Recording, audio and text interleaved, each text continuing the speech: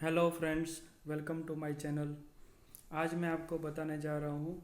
List of transactions disclosed in annual information statement. जो मैंने previous video में बताया था कि इनकम टैक्स डिपार्टमेंट ने अभी नया फैसिलिटी डेवलप किया है, एनुअल इन्फॉर्मेशन स्टेटमेंट। जो पहले 26 AS था, उनके काफ़ी सारे लिमिटेशंस थे, तो वो रिप्लेस करने के लिए अभी नया फैसिलिटी है एनुअल इन्फॉर्मेशन स्टेटमेंट। और वो उस जो एनुअल इन्फॉर्मेशन स्टेटमेंट है उसमें कौन से टाइप के ट्रांजेक्शन्स डिस्क्लोज होंगे, वो सारा जानकारी ये वीडियो के जरिए मैं आपको बताने जा रहा हूँ। तो उसमें टोटल 50 ट्रांजेक्शन्स है। जो सारे के सारे ट्रांजेक्शन्स बेस्ड ऑन आपके जो भी आपने अगर वो टाइप के transactions during the year carry out किया है, तो वो फिर आपके एनुअल इन्फॉर्मेशन स्टेटमेंट पे रिफ्लेक्ट हो सकते हैं। और वो ट्रांजेक्शन ज़रूरी नहीं है कि आपकी हर ट्रांजेक्शन से आपकी इनकम हो। वो ट्रांजेक्शन आपने परचेज भी किया होगा या सेल भी किया होगा या जो भी है, तो उसके रिलेटेड आपके ट्रांजेक्शन सिर्फ डिस्क्लोजर के तौर पे वहाँ पे पेश किया जाएगा। और वो ट्रांजेक्शन्स जो आप नॉर्मली जो भी नॉर्मल जो ट्रांजेक्शन्स है, वहाँ पे आप काफ़ी सारे ट्रांजेक्शन करने जाओगे तो आपको पान कार्ड या आपके आधार कार्ड मांगते ही है, वो आपको पता होगा। तो वो आधार कार्ड और पान कार्ड के जरिए आपके जो भी करस्पॉन्डिंग एजेंसी है, वो एजेंसी गवर्नमेंट को ट्रांजेक्शन्स रिफ्लेक्ट करते हैं, और वो फिर गवर्नमेंट फिर इनकम टैक्स डिपार्टमेंट को प्रोवाइड करते हैं, और इनकम टैक्स डिपार्टमेंट के थ्रू वो चीज़ इन टर्न आपके एनुअल इन्फॉर्मेशन स्टेटमेंट में रिफ्लेक्ट होते हैं। तो कौन से ट्रांजेक्शन्स है जो एनुअल इन्फॉर्मेशन स्टेटमेंट में रिफ्लेक्ट हो सकते हैं, वो सारा चीज़ मैं ये वीडियो के जरिए आपको बताने जा रहा हूँ। तो फर्स्ट है फॉरेन ट्रैवल। नेचुरली अगर फॉरेन ट्रैवल के लिए आपने कोई एजेंट के थ्रू अपना पैकेट बुक करवाया होगा या आपने फॉरेन करेंसी भी परचेज की होगी, तो एजेंट हो या फिर फॉरेन करेंसी जो सेलर हो, वो नेचुरली आपके पान कार्ड और या फिर आधार कार्ड मांगते ही है। तो वो उसके ज़रिए आपके फॉरेन ट्रैवल के रिलेटेड या आपने कोई एयर टिकट बुक की है, तो नेचुरली वहाँ पे भी पान कार्ड या आपके रिफ्लेक्ट होते हैं, और वो उनके थ्रू वो चीज़ ट्रांजेक्शन आपके गवर्नमेंट को या इनकम टैक्स डिपार्टमेंट को रिफ्लेक्ट होते हैं और डिस्क्लोज होते हैं, और फिर income tax department in turn आपके एनुअल इन्फॉर्मेशन स्टेटमेंट में रिफ्लेक्ट होता है। तो ऐसा ज़रूरी नहीं है कि अगर आपने हर ट्रांजेक्शन के लिए इनकम होनी चाहिए। अगर इनकम नहीं है तो भी वो गवर्नमेंट को एक इनकम, ये जो एनुअल इन्फॉर्मेशन स्टेटमेंट का मेन पर्पस है कि जो भी ट्रांजेक्शन हो रहे हैं उनके ऊपर वॉच रखना है, और वो एबनॉर्मलिटी अगर उनको कुछ मिले तो उसके रिगार्डिंग आपको क्वेरी या नोटिस आ सकती है कि अगर आपके एक्सपेंसेस हो या आपके ट्रांजेक्शन्स हो वो एबनॉर्मल हो करस्पॉन्डिंग टू योर इनकम, या आपने अगर इनकम भी डिस्क्लोज की है वो मैच नहीं हो रही है और ट्रांजेक्शन्स ज़्यादा है, तो फिर गवर्नमेंट को अगर उसमें एबनॉर्मलिटी पता चली तो फिर गवर्नमेंट से आपको इनकम टैक्स डिपार्टमेंट से नोटिस आ सकती है। तो ज़रूरी नहीं है, मैं बार बार बोल रहा हूँ कि हर ट्रांजेक्शन्स इनकम हो। आपके एक्सपेंस, आपके इनकम, आपके सेल परचेज जो भी है वो सारा चीज़ डिस्क्लोज होता है यहाँ पे, और उसके रिगार्डिंग आप गवर्नमेंट ने क्रॉस चेक लगाया है, और गवर्नमेंट को कुछ डाउट लगे तो फिर इनकम टैक्स से नोटिस आ सकती है। फिर सेकंड है रिसिप्ट ऑफ फॉरेन रेमिटेंस। आपने अगर आपके कोई रिलेटिव है या आपने कोई फॉरेन रेमिटेंस फॉरेन से आ रहा है, तो क्यों आ रहा है रेमिटेंस, रेमिटेंस का करस्पॉन्डिंग मतलब सोर्स ऑफ इनकम क्या है, आपका सोर्स क्या है, या आपके जो रेमिटेंस है वो पर्पस कौन से पर्पस के लिए आपके रेमिटेंस आ रहे हैं, वो सारा चीज़ आपके इसमें एनुअल इन्फॉर्मेशन स्टेटमेंट में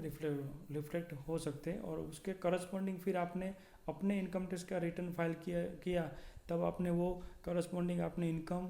या जो भी है वो डिस्क्लोज किया कि नहीं किया, उसके क्रॉस चेक करने के लिए ये सारे ट्रांजेक्शन्स अभी आपके एनुअल इन्फॉर्मेशन स्टेटमेंट में रिफ्लेक्ट हो रहे हैं। फिर क्रेडिट और डेबिट कार्ड डिटेल्स। आपकी जो भी क्रेडिट कार्ड अगर अप्लाई किया है या डेबिट कार्ड के लिए अप्लाई किया है, तो जो भी प्रोवाइडर है क्रेडिट कार्ड या डेबिट कार्ड, बैंक या जो भी है, वो आपका पान कार्ड के बेसिस पे, नेचुरली आपको पान कार्ड देना ही पड़ता है वहाँ पे, तो वो पान कार्ड के बेसिस पे फिर वो चीज़ इनकम टैक्स डिपार्टमेंट को डिस्क्लोज होता है, और फिर in turn income tax department आपके एनुअल इन्फॉर्मेशन स्टेटमेंट में वो चीज़ रिफ्लेक्ट होता है। फिर परचेस ऑफ इमूवेबल प्रॉपर्टी, अगर कोई भी इमूवेबल प्रॉपर्टी आप परचेस किया है तो नेचुरली आप जब अब उसके रजिस्टर करवाने जाओगे तो वहाँ पे भी आपका पान कार्ड या आधार कार्ड पूछा जाता है, और वो बेसिस पे फिर गवर्नमेंट की जो पर्टिकुलर ब्रांच है वो इंटर्न गवर्नमेंट को पूरे इन्फॉर्मेशन प्रोवाइड करती है कि कौन से प्रॉपर्टी के लिए ड्यूरिंग द ईयर कौन से ट्रांजेक्शन हुए हैं और उनका बायर कौन कौन है। तो वो पूरा डिस्क्लोजर के बेसिस पे इंटर्न फिर आपके एनुअल इन्फॉर्मेशन स्टेटमेंट में रिफ्लेक्ट होगा। फिर purchase of vehicle, naturally vehicle कोई भी परचेस करने जाओ आप तो वहाँ पे भी जो व्हीकल सेलर है वो भी आपका पान कार्ड या आधार कार्ड मांगते हैं, और वो फिर वो जो डिटेल्स है वो इनकम टैक्स डिपार्टमेंट को पान कार्ड के बेसिस पे पूरे पान वाइज डिटेल्स प्रोवाइड करते हैं कि कौन से व्हीकल की सेल्स हुई है और वो किन लोगों ने परचेस किया है। तो वो फिर पान कार्ड के बेसिस पे आपके एनुअल इन्फॉर्मेशन स्टेटमेंट में वो चीज़ रिफ्लेक्ट होती है। ज़रूरी नहीं है कि आपने अगर परचेस किया है तो आपने इनकम होनी चाहिए, तो परचेस किया है तो उससे क्या है कि करस्पॉन्डिंग आपका बिजनेस क्या है या आपका क्या क्या टाइप का क्या आपने इनकम किया है, तो वो फिर क्रॉस चेक्स हो सकते हैं। पर्पज़ वो है, ऐसा नहीं कि हर चीज़ के लिए इनकम ही होनी चाहिए। फिर बैंक डिपॉजिट, आप अगर कोई भी bank deposit during the year रखने गए तो बैंक डिपॉजिट भी रखने जाओगे तो नॉर्मली बैंक में तो पूरा आपका अकाउंट डिटेल या पान कार्ड तो होता ही है, तो वो पान कार्ड के बेसिस पे फिर बैंक भी जो भी ड्यूरिंग द ईयर जितनी भी डिपॉजिट्स आई है वो सारी डिपॉजिट्स के ट्रांजेक्शन्स इनकम टैक्स डिपार्टमेंट को प्रोवाइड करते हैं थ्रू उनके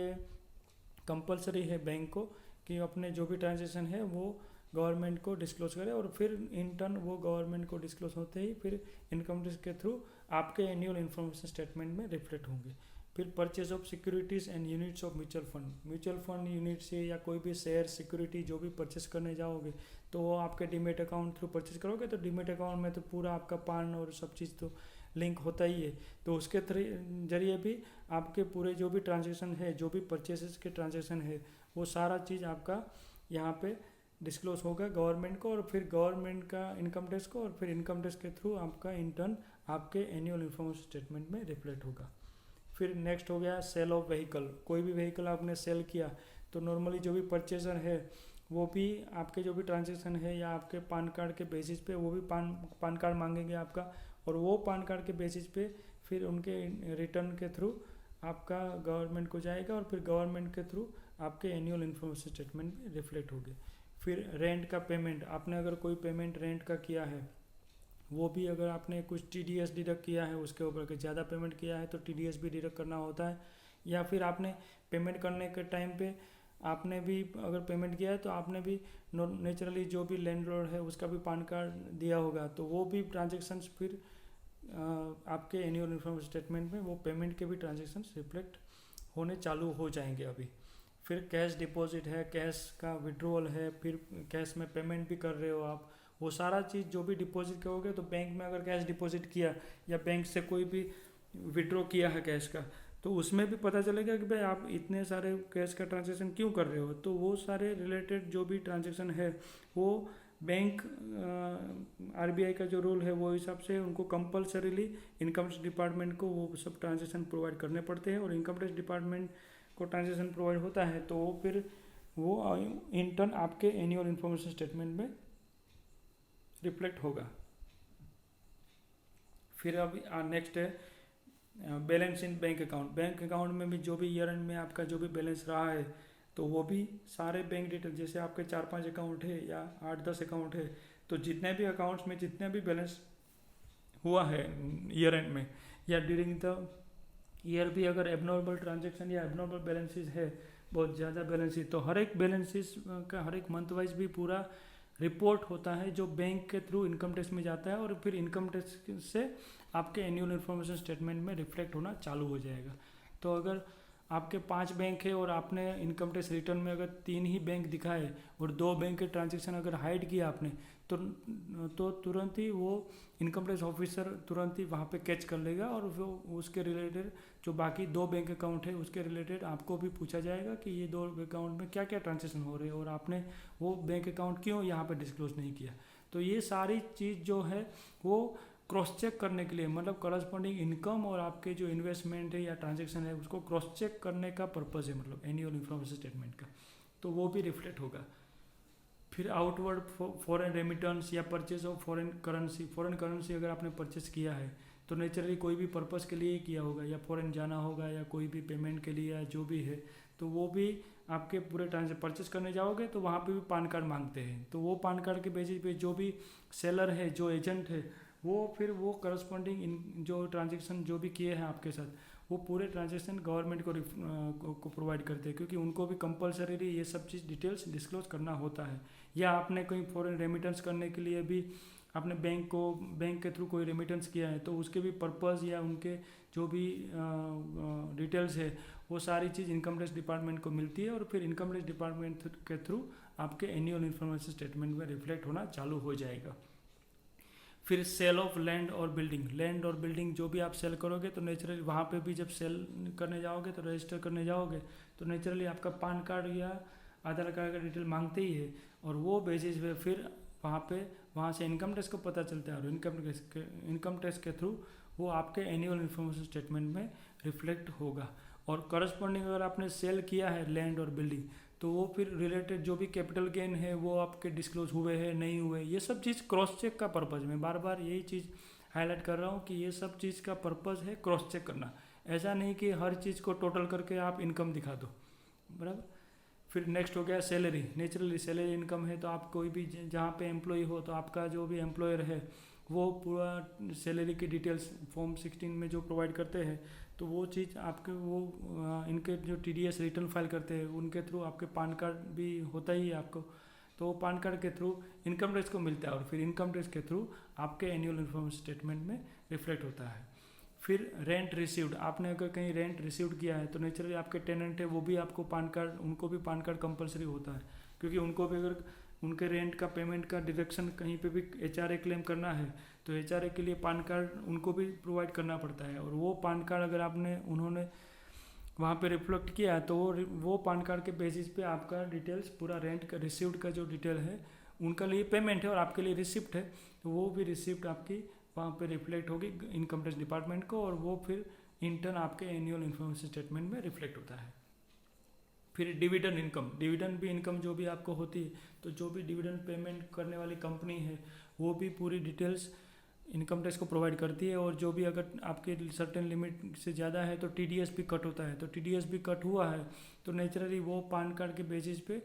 इनकम टैक्स को रिफ्लेक्ट होगा, और फिर इनकम टैक्स के थ्रू आपके एनुअल इन्फॉर्मेशन स्टेटमेंट में वो डिस्क्लोज होता है। फिर interest from saving bank account में जो भी आपके इंटरेस्ट है तो नेचुरली बैंक अकाउंट में तो आपका पान कार्ड होता ही है, तो पान कार्ड के बेसिस पे जो भी इंटरेस्ट गवर्नमेंट बैंक ने जो पे किया है वो सारे के सारे डिटेल्स के ट्रांजेक्शन्स इनकम टैक्स को प्रोवाइड होते हैं, और फिर इनकम टैक्स के थ्रू इंटर्न आपको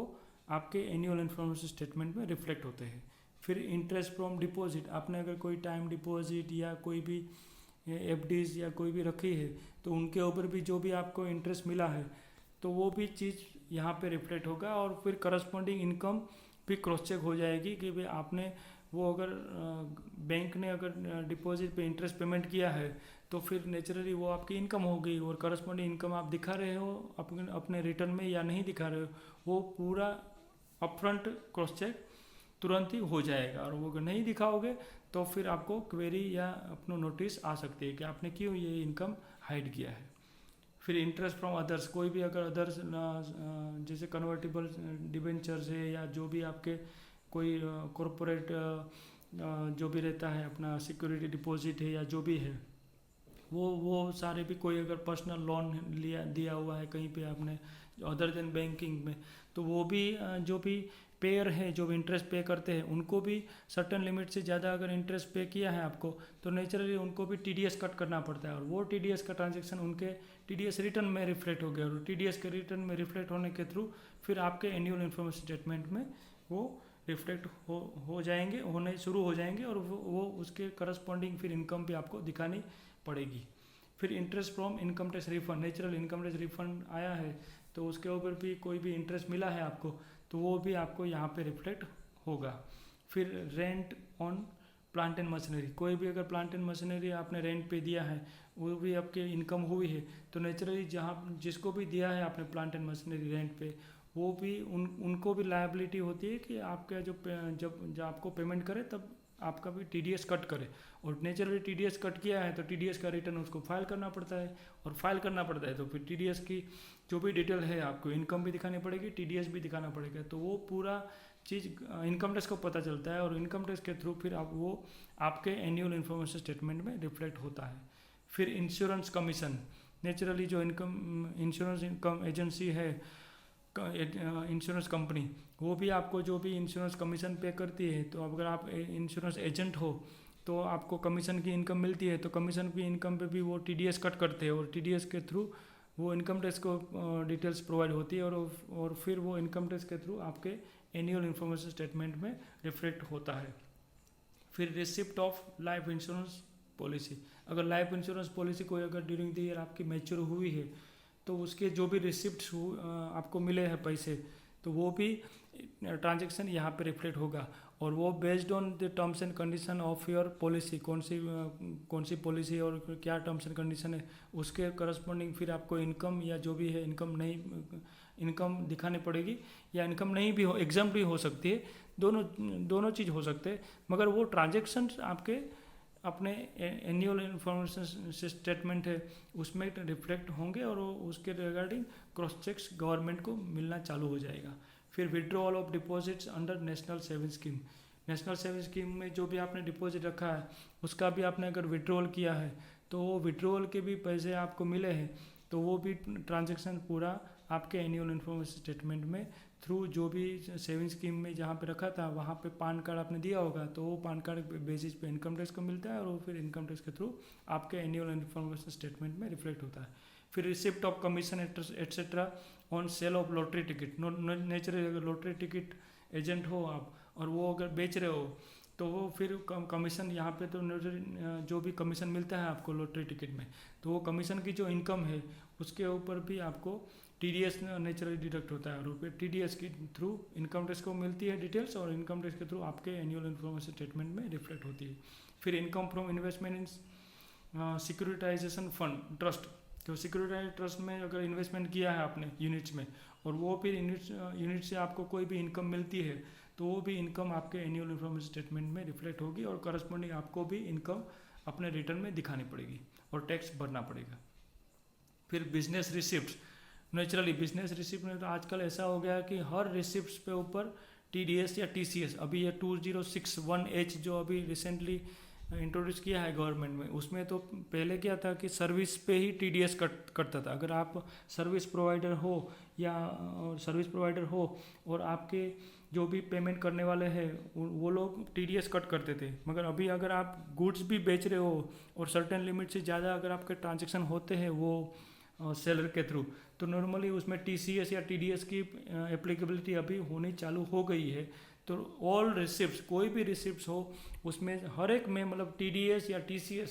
कंपलसरी हो ही जाता है कहीं ना कहीं, तो जो सर्टेन ट्रांजेक्शन लिमिट है उससे अगर क्रॉस करोगे तो वो ट्रांजेक्शन फिर आपको TDS काटना पड़ेगा, या आपको चार्ज भी करना पड़ सकता है TCS, या आपका जो बायर है वो आपका TDS भी कट कर सकता है। तो नॉर्मल नेचुरली वो सब अभी हर एक बिजनेस ट्रांजेक्शन, मतलब मान के चलो कि हर एक बिजनेस ट्रांजेक्शन अभी TDS या TCS में दायरे में आ गए हैं, और वो उसके जरिए वो पूरे जो ट्रांजेक्शन है वो पूरे गवर्नमेंट को, इनकम टैक्स डिपार्टमेंट को मिलना चालू हो गया है, और इनकम टैक्स डिपार्टमेंट फिर उसके थ्रू आपके एनुअल इन्फॉर्मेशन स्टेटमेंट में वो सारा ट्रांजेक्शन्स रिफ्लेक्ट होना चालू हो जाएगा। या बिजनेस एक्सपेंसेस भी जो है आपके, तो एक्सपेंसेस भी जो भी है आप कर रहे हो तो उसमें भी आपको TDS कट करना पड़ सकता है, और वो TDS के बेसिस पे आपके पूरे ट्रांजेक्शन्स के डिटेल्स इनकम टैक्स को मिलती है, क्योंकि आपको भी TDS कट किया है तो आपको भी TDS रिटर्न फाइल करना पड़ता है, तो वो सारा चीज़ भी अभी एनुअल इन्फॉर्मेशन स्टेटमेंट में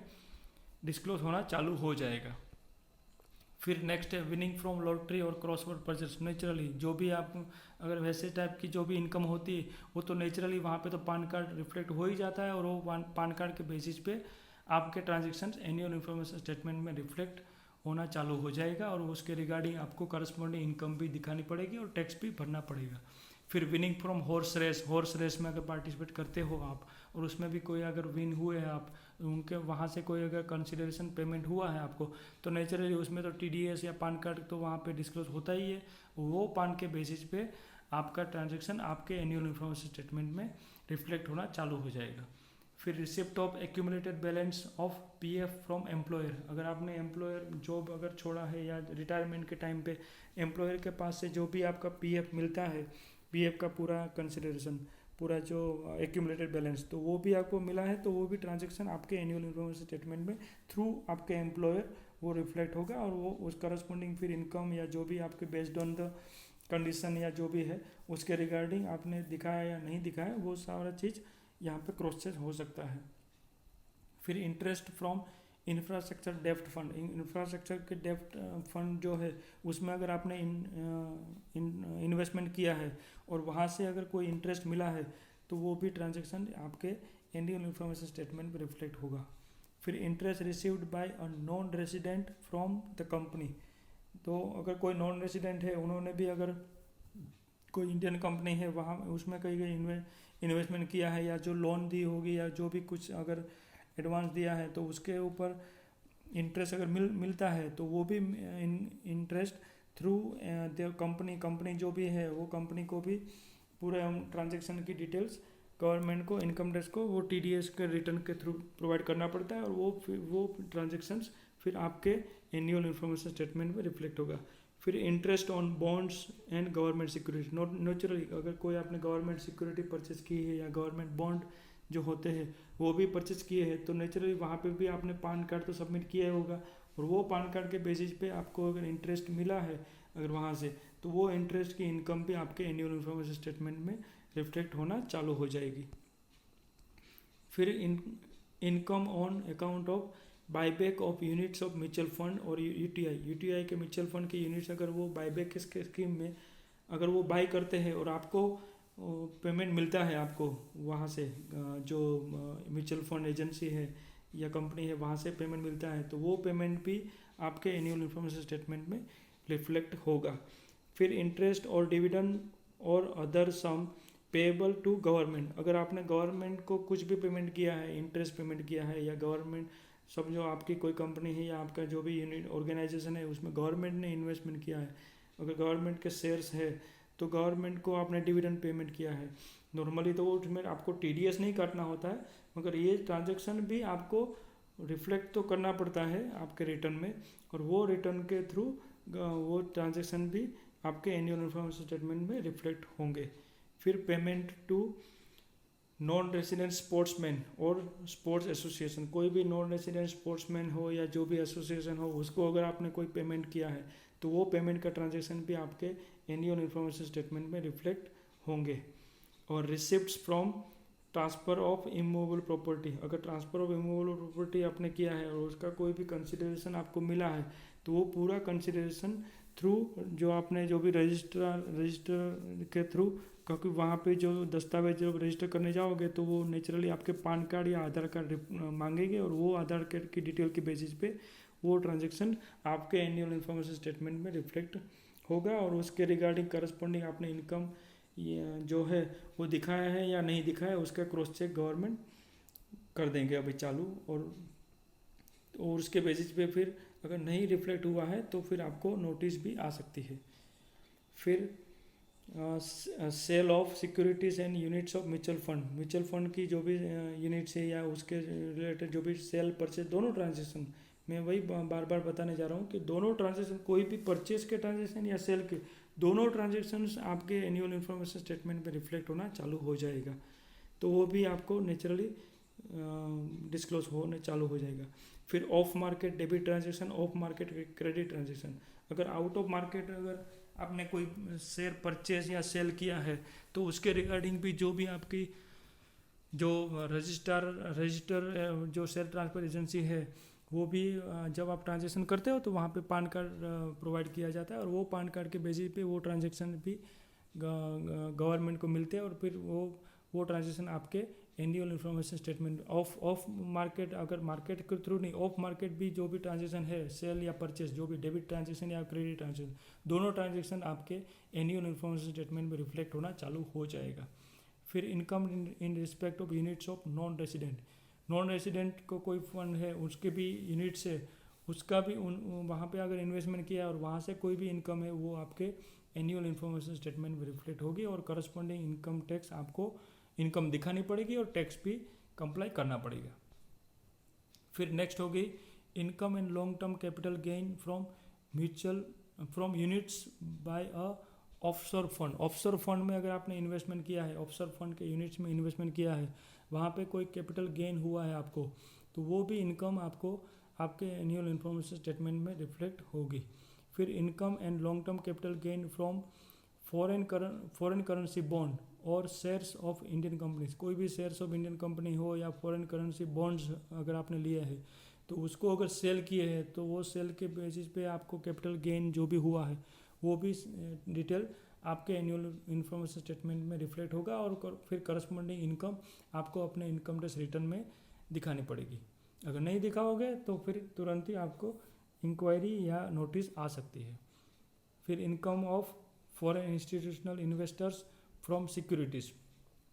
तो अगर फॉरेन FIIs जो बोलते हैं उन्होंने भी अगर यहाँ पे सिक्योरिटीज़ में इन्वेस्ट कर रखा है और उनके ऊपर जो भी सेल परचेज ट्रांजेक्शन की जो इनकम होती है वो इनकम भी उनके एनुअल इन्फॉर्मेशन स्टेटमेंट में रिफ्लेक्ट होगा।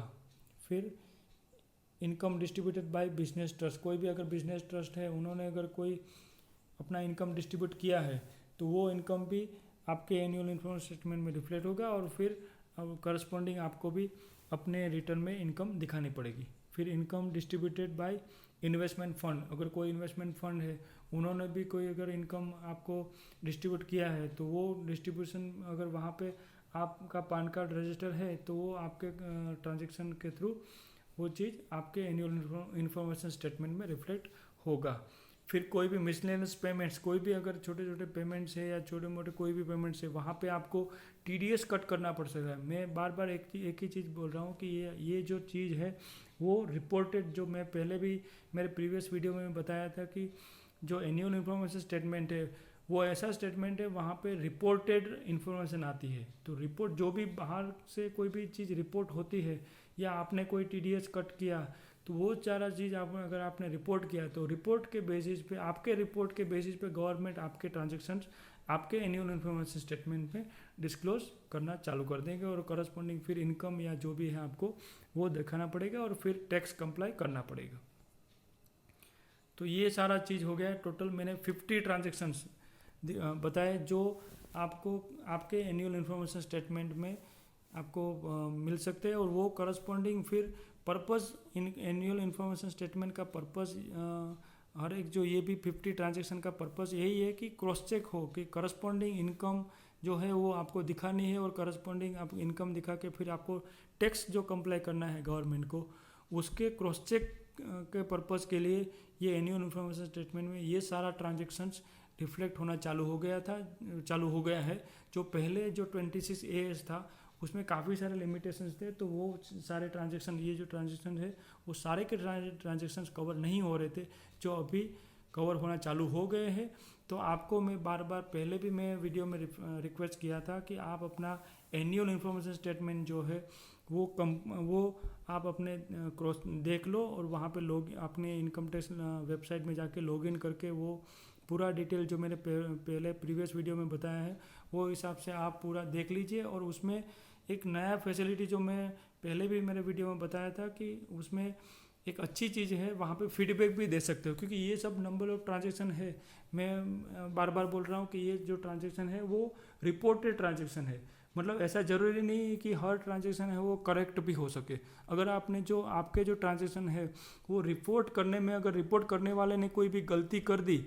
और वो ट्रांजेक्शन अगर 100 रुपीज़ का ट्रांजेक्शन मान लो फॉर एग्जांपल 100,000 रुपीज़ का ट्रांजेक्शन था और उसकी गलती के लिए उसने 10,000 का ट्रांजेक्शन बना दिया और वो 10,000 का ट्रांजेक्शन आपके गवर्नमेंट के थ्रू आपके एनुअल इन्फॉर्मेशन स्टेटमेंट में रिफ्लेक्ट हो रहा है तो वो वहाँ पे वो आप करेक्ट भी कर सकते हो। और उसमें वहाँ पे अगर मैं पहले भी बताया था मेरे प्रीवियस वीडियो में कि वहाँ पे आप फीडबैक भी दे सकते हो और फीडबैक के बेसिस पे आप अपना पॉइंट भी रख सकते हो कि मेरे ट्रांजैक्शन की वैल्यू तो 1000 ही थी, वो उन्होंने जो सामने वाली पार्टी है जिन्होंने TDS या जो भी रिपोर्ट किया है वो उन्होंने गलती के कारण या उनकी जो भी टाइपिंग एरर है उसके कारण अगर वो ट्रांजैक्शन 1000 का 10,000 बना दिया या 1000 का 900 या 800 जो भी बता दिया है, मैं एक एग्जांपल के तौर पर बता रहा हूँ, तो वो उसमें वहाँ पे आप फीडबैक के जरिए आप अपना ट्रांजैक्शन पे करेक्ट करवा सकते हो। तो मेरी आपको यही रिक्वेस्ट रहेगी कि आप जल्दी से जल्दी अपना एनुअल इन्फॉर्मेशन स्टेटमेंट देख लो, और उसमें अगर आपको कोई भी एनोमलीज या कोई भी लेक्यूना दिखे या कोई भी आपको लगे कि ये ट्रांजेक्शन मेरे नहीं है या मेरे रिलेटेड नहीं है, तो आप अपने इमीडिएटली फीडबैक देके उसको करेक्ट करवा लीजिए। अगर नहीं करेक्ट करवा लिया अभी, तो वो फिर ट्रांजेक्शन्स आपके इनकम टैक्स के रिटर्न फाइल करने के टाइम पे ज़रूर प्रॉब्लम कर सकते हैं, और उसके लिए आपको स्क्रूटिनी भी आ सकती है। तो वो सारा चीज़ आप ध्यान से देख लीजिए, मेरी बार बार यही रिक्वेस्ट रहेगी। Thank you very much. अगर आपको ये मेरा वीडियो पसंद आया हो तो ये मेरे वीडियो को ज़रूर लाइक करिएगा, और मेरी चैनल को जल्दी से सब्सक्राइब भी कर लीजिएगा, ताकि आगे और टैक्स रिलेटेड अपडेट्स आपको मिलते रहेंगे।